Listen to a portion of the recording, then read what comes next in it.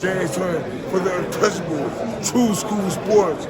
Let's go, baby. Bow. Be careful what you wish for because it can become a reality. Yeah. The untouchable True School Sports Empire, and y'all know the rest, man. Now listen, we got Pops here back by popular demand. And listen, by popular demand, you guys have been asking for this video for over a week. I've had time to let it sit, let it marinate, and I'm ready to talk about Canelo Alvarez and the Turkey Al-Sheikh 4-fight deal and the Crawford fight and these kind of things and the long-term effects it could have on boxing. So I guess before I give my thoughts, I'll swing it over to the guy that a lot of you guys really want to hear, because y'all don't want to hear me. there was one guy, Pops, he was like, man, you should just hand your channel over to Pops, because that's what I'm subscribed for anyway, you know. But what do you think, Pops? What do you think of Canelo versus, or Canelo signing the 4-fight deal with Turkey? What's your initial thoughts on that? I just think that to me, it's just a money grab, selfish part. This is my own opinion. I respect everybody else. Selfish part on Canelo. He's made enough money where he can actually do what he can live freely. So to me, I really liked him when he first came out and was stuck into Turkey on Instagram when they had a riff, and he said, I'm not working with him and everything. Yeah, because Turkey put the UFC fight on the same day as his fight to sabotage his fight with Belonga. So, but he stuck to that, and I gave him all my respect. And then I turn around, it's like like you're having a bad dream. And I wake up from the dream, and then I see Canelo signing with Turkey. Kissing the ring. Yeah, well, we got enough people kissing Turkey's ass, and I'm not mad if he's making the fights. Matter of fact, this week he's having a good card or whatever. But what I'm getting at is that it's ridiculous how you don't realize when a lot of fighters go there, not for Turkey's sake, but for the fans in America. Right? Mexican fans too. Yeah. I love him. For the last 10 years, he's been doing the damn Cinco de Mayo. People look for that. Families plan for that. They do everything for him. He basically just told them, hey, you know what? Screw you. Fuck all that. I'm going where the mighty dollars are, and that's what I'm going to do. So I'm very disappointed in Canelo. Yeah, and as far as the 4-fight deal, you know, the 4 fights that are fully expected to happen are going to be William Skull first. That'll be the first fight for Undisputed. If he wins that, then a mega fight with Terrence Crawford. Then after Crawford, I think they were saying Hamza Shiraz, and that's assuming that Hamza Shiraz can beat Carlos Adames and become champion and those kind of things. And then Chris Eubank Jr. was also mentioned as an opponent. They mentioned the Bivol rematch, but I don't think he's gonna take the Bivol rematch because, you know, do we need to get that? Do we need to get to that on this channel? No, we don't. Canelo exposed by Bivol. We don't need to get to that. So I just think, look, man, the way I see it, I feel like it's a selfish move. And you know, it's funny, Pops, when this news came out, I was hanging out with my good friend, the IBF featherweight champion, Angelo Leo. And he could see that I was visibly distraught about this whole thing. And the reason I was distraught is because I understand the magnitude of what this decision will do for the future of boxing. Because you guys got to understand, Canelo Alvarez, he's standing on the shoulders of giants, of Mexican boxing giants. And what I mean by that is, like, you look at, like, back in the day, Julio Cesar Chavez, you know, he fought on Mexican Independence Day, Cinco de Mayo, those type of dates, made it a very popular thing, you know. And then eventually he had his passing of the torch fight too with Oscar De La Hoya. De La Hoya beats Chavez. De La Hoya becomes the guy to fight on those particular days, all right? And he does great for the boxing industry and is a great face of boxing. Then he loses to Mayweather, and Mayweather, even though he's not Mexican, still upholds the tradition and fights on Mexican Independence Day. He never loses, but Canelo Alvarez, being the star that he was, who challenged himself and fought Floyd so early in his career, he eventually assumed that role. So he's throwing this away to go to Saudi Arabia for his own personal gain. And everyone's happy that he's going to fight Terrence Crawford, and that's cool. But what about Emiliano Vargas? What about Marco Verde? What about these young fighters who are coming up, who for all these years, the pathway to become a star, if you're a Mexican or Mexican-American fighter in boxing, is to fight on these big cards that take place on those dates to build yourself up. Nobody's thinking about Emiliano Vargas. Nobody's thinking about Marco Verde, who just won a silver medal in the Olympics and is turning pro soon. Dave Benavidez, right? A lot of this stems from Dave Benavidez. Canelo does not want to fight David Benavidez and pass the torch to him. Yeah, and that's another thing what he's saying about not passing the torch to the Mexican fighters. Also, I'm happy he's making these fights, but you're not really being true to yourself and to your people when you're giving these Mickey Mouse fights. What I'm talking about with Al-Sheikh. But back to what he was saying. Yeah, so like, I know people like to say that the fighters don't duck and they're not scared, but I'm sorry, man. Canelo Alvarez got his ass not just ran out of Mexican Independence Day by Dave Benavidez. He got his ass ran out to a whole other continent Fight Day of And then he's Benavidez. fighting in He went to the Middle East. Then he's fighting an American in Crawford, where he could be fighting Benavidez on Cinco. I'm just saying, whatever. I don't care. I'm just saying, a Mexican. Do you know how big that will be for the Mexican people and for the audience? Just for boxing in general, even outside the Mexicans, it's a bigger commercial fight Yeah. than Terrence Crawford. Not saying, listen, Crawford versus Canelo is a big fight, but this is a more legitimate fight and it's a bigger commercial fight. So to leave that on the table, I think is foolish. I think it's selfish, and I think people, anybody who disagrees with what I'm saying, they're just too stupid, or they're too close-minded, or they don't understand how the decisions of people like Canelo can impact others around them. Right? Canelo Alvarez is the biggest money-making fighter in all of North America and probably in all boxing, right? I think we could all agree that he's one of the most box office stars there is in boxing.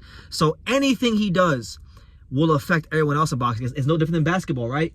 LeBron James is the biggest name in basketball. So anything LeBron James does, whoever's beneath him, which is pretty much everybody as far as popularity and influence is concerned, everybody beneath him will follow what he does because he is the biggest name in the sport. He's a domino effect. So yeah, Canelo Alvarez would make upwards of $30 to $40 million fighting in Las Vegas in front of 20,000 fans, 22,000 plus fans, no matter who the opponent was. And that wasn't good enough. He gave all that up because what? He needed 80, he needed 100, and he needed to go fight inside. Like, nah, man, it's a really whack, selfish move on his part.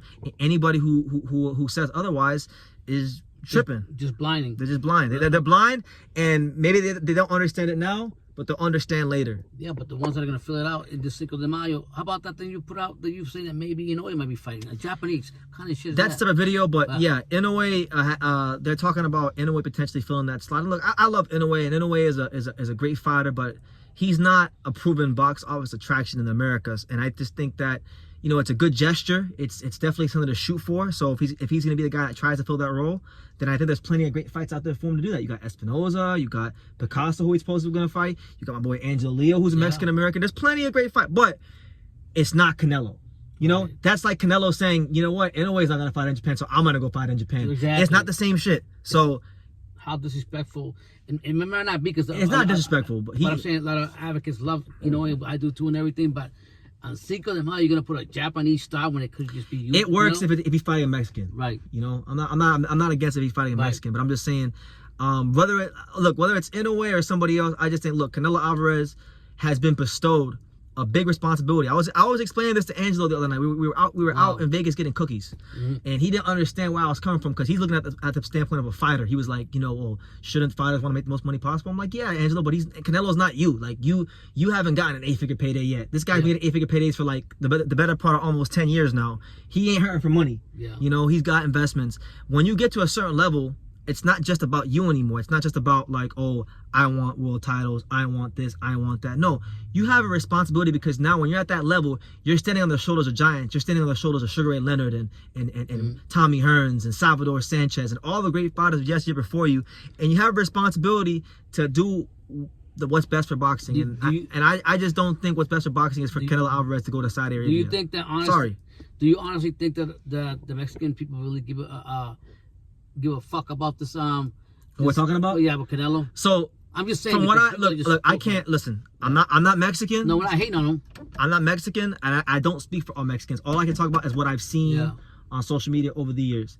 So I know that for the most part, Canelo Alvarez is beloved by the Mexican American community and many of people in Mexico. But I do also know there are people like Juan Manuel Marquez and Nacho Berenstein, people that think like them, that say Canelo is a real, true Mexican fighter. He doesn't conduct himself like a Mexican fighter. And I'll say it like this: the fact that he signed a 4-fight deal with Turkey, and ain't not one of them fights Dave Benavidez, that kind of validates the detractors and the people that say he's not a Mexican fighter. Me personally, like, a lot of people still think I hate Canelo. A lot of people on the channel think that I'm still in 2021 and I hate Canelo. I don't. I've grown an appreciation for him, but I think this is the wrong move to make. Yeah, and I always bring to attention to Brandon that as much as we in the past talked about Canelo, that I get credit to Reynoso being a great manager, what he's doing, how he's like, I can't get mad. Like the pop was going to say, I can't knock Reynoso. Like, from everything they're doing from a managerial standpoint, is perfect. Yeah. They squeezed an extra payday, right? They fought Berlanga, which was an easy fight. Yeah. Made a bunch of money because it was Mexico versus Puerto Rico. Yeah. Sold out the T-Mobile Arena again, right? Payday. He dropped the belt against William Scholl, which was mandatory. Let William Scholl win it. Now he can become undisputed again, and he really didn't have to do anything. Yeah. And he got like 3 extra paydays out of it because now Turkey decided to pay him all this money, and he took the money. So from a money-making standpoint, from a business standpoint, I think it's a great move. But being the face of boxing, being the biggest money-making attraction in boxing, it's just not about personal gain. It's about also doing what's best for the sport. And I just think that, in my opinion, it's best for the sport if Canelo would have stayed fighting in America. Which, by the way, hold on, one last thing, Pop, I'm sorry. Terrence Crawford did an interview with my good buddy Sean Tatel that you guys saw in the beginning of this interview, and he said that the fight's in Saudi Arabia and that American boxing's here to stay and it's not going nowhere. We'll see, because what people don't understand about Turkey is that Turkey Al-Sheikh is, everyone's calling him His Excellency and these kind of things, but he's not even like the head honcho of Saudi Arabia. He's like, for lack of a better term, I'm just gonna be honest, he's a peon. The guy that really calls the shots is Mohammed bin Salman, the crown prince. If Mohammed bin Salman gets on that phone with Turkey like today, and he says, Turkey, we don't want the Crawford and Canelo in America, we want it in Saudi Arabia, guess what? That shit going to Saudi Arabia. Yeah. So I don't even believe Crawford all the way when he says that. I have to see them fight in America. Another question, Bennett. If, let's say, the Crawford fight, whatever fights we brought to the USA, but not on Cinco de Mayo, do you think that still will have a greater effect on what the people think of Canelo, or no?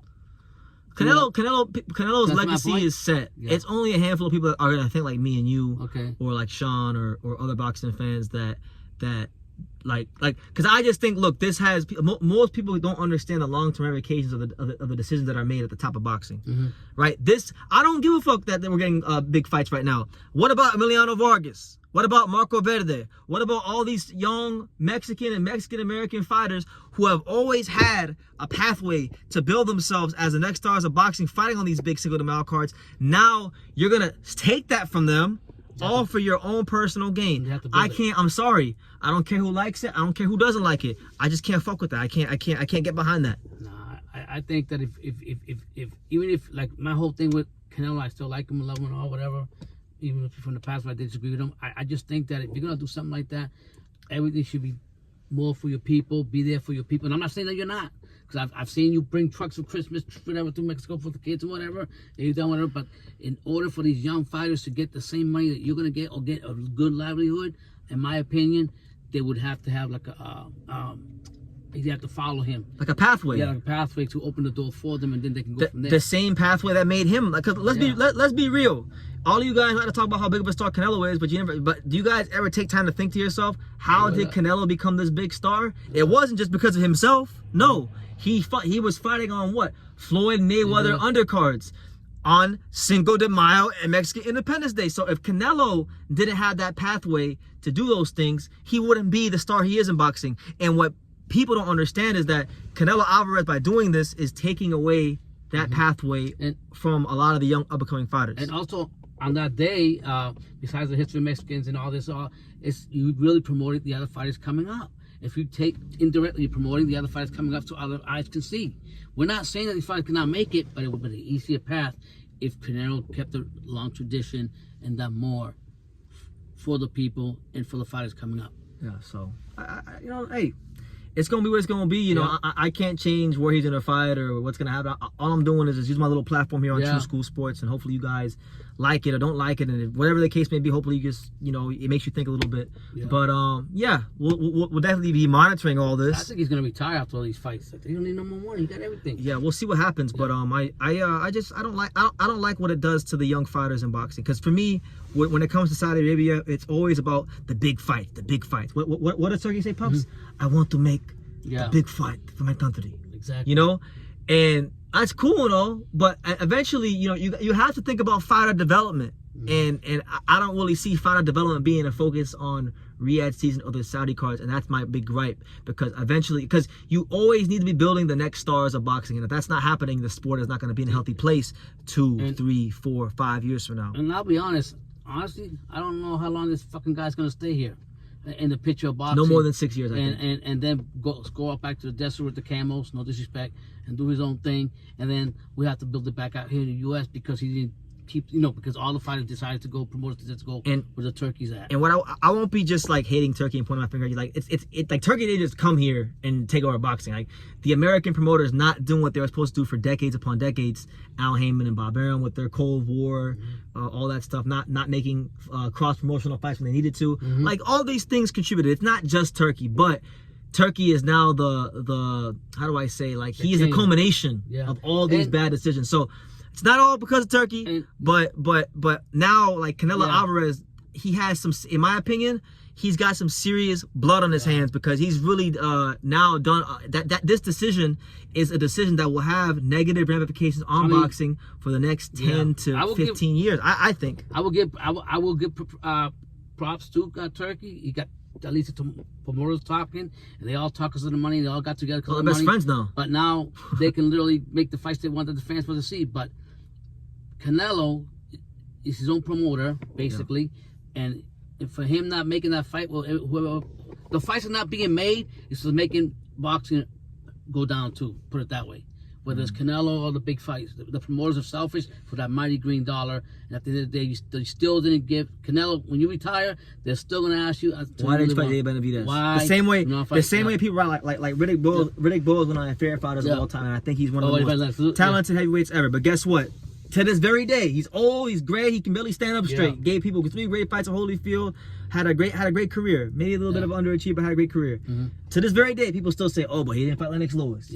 Doesn't matter what the reasoning was, doesn't matter what the context was. He didn't fight Lennox Lewis, and so he gets diminished in a lot of all-time great conversations because of that. So I think Canelo will deal with something similar. Obviously, I think he had a better resume than Riddick Bowe. He fought more top competition than Riddick Bowe, had more longevity than Riddick Bowe, but it's the same principle. This was one of your big defining fights in your career, and you did not take it. And you literally got ran out the country because you wanted to not fight him. So I'll leave it at that. We were waffling about for like almost 17, 20 minutes. We're not here to disrespect Canelo.